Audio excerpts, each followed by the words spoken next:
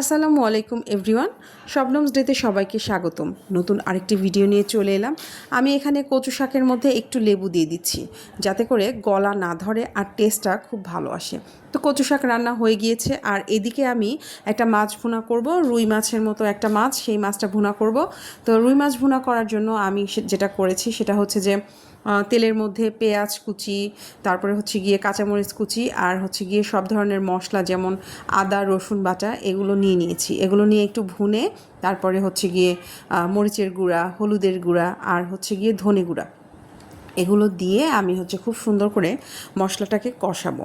মশলাটাকে কষিয়ে কষিয়ে তারপরে মশলাটার মধ্যে পানি দিয়ে দিব। পানি দেওয়া হয়ে গেলে তারপরে মাছটা ছেড়ে দিব। এই তো মাছ রান্না করা খুবই সহজ আর কি। এরকমভাবে কোনো তরকারি না থাকলে আগে সব কিছুই অনেক ঝামেলা লাগতো, কিন্তু এখন আসলে করতে করতে অভ্যাস হয়ে গিয়েছে। তো এখন আর খারাপ লাগে না। এখন তো মনে হয় সবই এক নিমেষে করে ফেলতে পারি। আমি আসলে কখনো কল্পনাও করতে পারিনি যে আমি একসাথে এত কিছু সামাল দিতে পারবো বা এত রান্নাবান্না করতে পারবো। তো এই আর কি, সবই অভ্যাসের বিষয়। মানুষ সব কিছু শিখে আসে না, আস্তে আস্তে সব হয়ে যায়। তো এই যে এখানে আমি সব কিছু কষিয়ে কষিয়ে রান্না করছি আর এখানে আমার কষানো হয়ে গিয়েছে।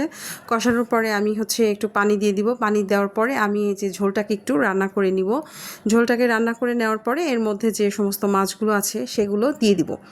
মাছগুলো আমি আগের থেকেই ভেজে রেখেছিলাম যাতে করে খুব তাড়াতাড়ি হয়ে যায় আর মাছের থেকে কাঁচা গন্ধটা না আসে। এখানে আমি কিছু কলমি শাক রেখে দিয়েছিলাম। সেই কলমি শাক আমি এই যে লিকুইড সাবানের যে বোতলটা, সেই বোতলের মধ্যে এই যে কলমি শাকগুলো আমি এখানে রেখে দিয়েছি, দেখি কলমি শাকগুলো হয় কি না। আর এখানে এই যে আমার পানির মধ্যে বলকও চলে এসেছে আর এর মধ্যে আমি মাছগুলো ছেড়ে দিচ্ছি। ছেড়ে দেওয়ার পরে মাছগুলো আস্তে আস্তে হয়ে যাবে। তো আরেকটি বিষয় সেটা হচ্ছে যে কন্টেন্ট মনিটাইজেশন যে ব্যাপারটা সেটা। তো সবাইকে কিন্তু কন্টেন্ট মনিটাইজেশন দিয়েছে অলরেডি। আমিও পেয়েছি, আমি রিসেন্টলি কন্টেন্ট মনিটাইজেশন পেয়েছি। তো অবশ্যই এটা আমার জন্য অনেক খুশির একটা বিষয়, কারণ আমি অনেক দিন ধরেই এই বিষয়টা নিয়ে পরিশ্রম করছি।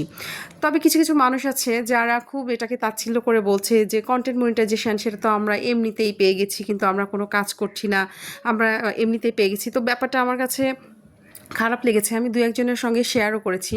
যেমন কিছু মানুষ আছে যারা কাজ করতে চায়, তো সেই উদ্দেশ্যে ভিডিও বানায়। আর কিছু মানুষ আছে যে অনেক দিন ধরে প্রোফাইল, মানে কি, আমরা তো সাধারণত প্রোফাইলে লেখালেখি করি, আমরা ভিডিও দেই, আমরা ছবি দেই। তো এগুলো দিলে এমনিতেই কিন্তু একটা প্রোফাইলে গিয়ে কন্টেন্ট মনিটাইজেশন চলে আসে। এটা খুবই ন্যাচারাল একটা বিষয়। আর একটা প্রোফাইল কিন্তু অনেক বছরের হয়ে থাকে। তো এখানে আসলে ক্রেডিট নেওয়ার কোনো বিষয় নাই। তুমি কাজ করবা না ভাই, ভালো কথা, কিন্তু এইভাবে আসলে বলাটা ঠিক না। তো যাই হোক, মন খারাপ থেকে কথাগুলো বলা। ধন্যবাদ সবাইকে ভিডিওটি দেখার।